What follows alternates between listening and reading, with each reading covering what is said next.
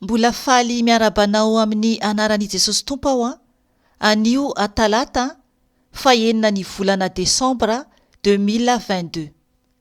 Ry havana, manasanao aho hiara hivavaka amiko alohany amakiko ny fijoroana Vavolombelona any Zanakovavy. Hiara hivavaka isika tompoko. Ray malala misaotra anao izay ny amin'ny tombonandro izay mbola nomenao anay. Satria mpamindra fo sy mpianatra ianao, maro-po sady be famindram-po ianao.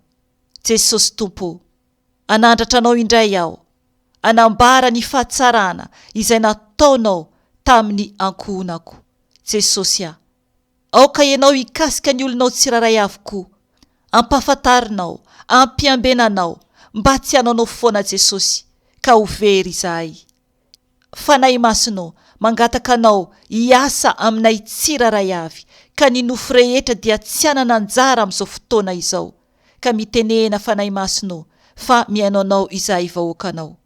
Ka mangataka aminao koa aho Jesosy, aoka ny ranao hiaro ahy sy ny ankohonako ary ny asanao sy ny olonao tsiraray avy eran-tany, ka dorana amin'ny ranao Jesosy ny asa matin'ny Satana, ny zanatsipika rehetra izay alefany mitady andravanay.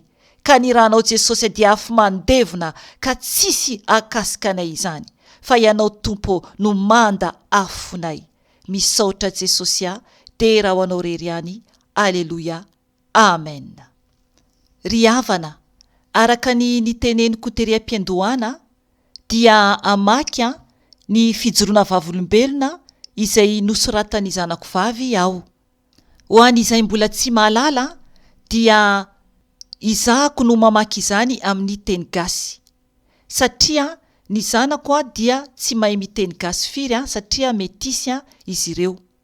Ary ny zanako lahy no nanao enregistrement amin'ny teny frantsay ho an'ny olona izay tsy mahay miteny malagasy. Ry havana, amaky ilay fijoroana Vavolombelona ny Zanakovavy ary aho ka manasanao hiaino tsara ary ny fanahy masina hikasikanao sy ampihiratra ny maso mpanahinao. Nofy nitranga teo anelanelan'ny taona 2015 sy 2016. Ho aminareo anie ny fiadanany Tompo, atao anie ny sitrapony ety an-tany ho tahaka ny any an-danitra. Tamin'ny izy mbola tanora dia niaino hira n'izao tontolo izao maro izy. Anisan'izany ny hira metaly fahafatesana. Zay zany no tena hoe fiantsona an'izay mozika na hira ohatran'izany.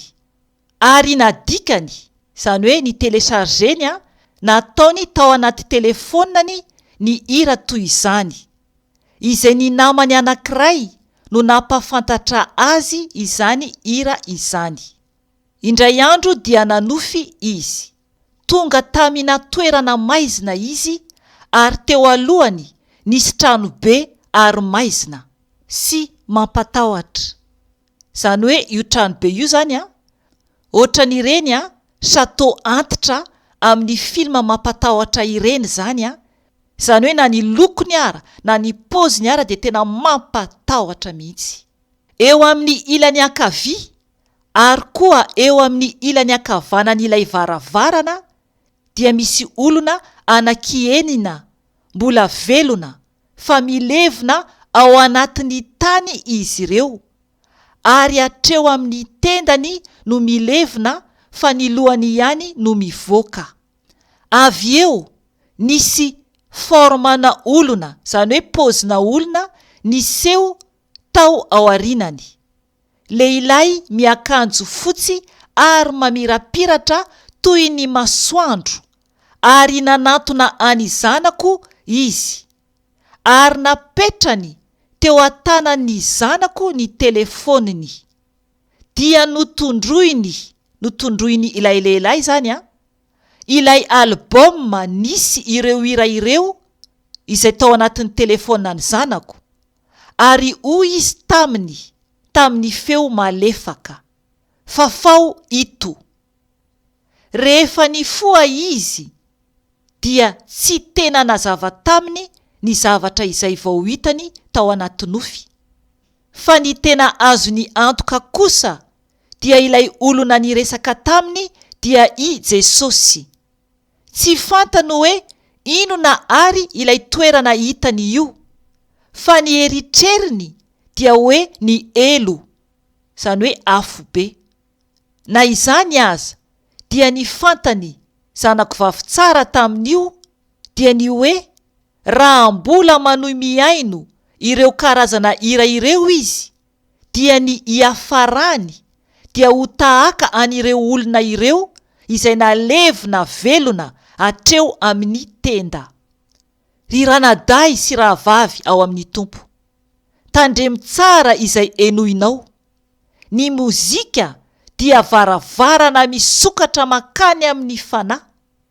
Mametraka anao amin'ny toe-javatra iray izany. Mamela anao ampiditra zavatra tsara na mifanohitra amin'izany dia ny zavatra ratsy. Ny mozika dia fitaovana ampiasain'Andriamanitra sy hiderana an'Andriamanitra, ampahery anao, anome fifaliana na ameno fiadanana anao. Na izany aza ireo zava-maneno izay mozika rehetra izany dia afaka koa ahodiny devoly ary ampiasainy ary ampanompoany anao amboly zava-dratsy ao anatinao. Hoy ny Baiboly ao amin'ny Petera Voalohany 5:5-9, ovakiko amin'ny anaran'i Jesosy Tompo. Mahonona tena, miambena fa ny devoly fahavalonareo dia mandehandeha tahaka ny liona mierona mitady izay arapany. Amen. Tsy maintsy mitandrina sy miambina izay ataontsika na enohintsika isika mba tsy ho lavo. Mampiasa ny fomba rehetra ananany ny devoly mba andringanany ny zanak'Andriamanitra, ary anisan'izany ny mozika. Impiry moa isika no efa niaino tonokira, teny mahery sy teny ratsy, ary indraindray ary manevatevan'Andriamanitra, na mandrisika antsika hijangajanga, na mijangajanga, na teny manandratra ny zavatra izao tontolo izao sy manandratra ny ota. Miambena hatrany ry ranadahy sy rahavavy ao amin'ny Tompo. Tianao Jesosy ary avy amin'ny alalan'ny fanahy masina no anampy anao andray fanapahan-kevitra tsara. Anontany ho azy ny tsara sy ny ratsy dia hovaliany ianao. Mamaly mandrakariva izay mitady azy izy, satria tsy fohy ny tanany amonjeny anao. Ny fony dia vonona hiaino anao. Matio 7:17-20. Ovakiko amin'ny anaran'i Jesosy Tompo. Mangatà dia omena ianareo, mitadiava dia ahita ianareo, dondony dia hovoana ianareo. Fa izay rehetra mangataka no mahazo, ary izay mitady no mahita, ary izay mandondona no hovahana. Amen. Isaorana be dia be ny anaran'i Jesosy Kristy Tompontsika sy mpamonjy antsika. Amen. Veloma tompoko.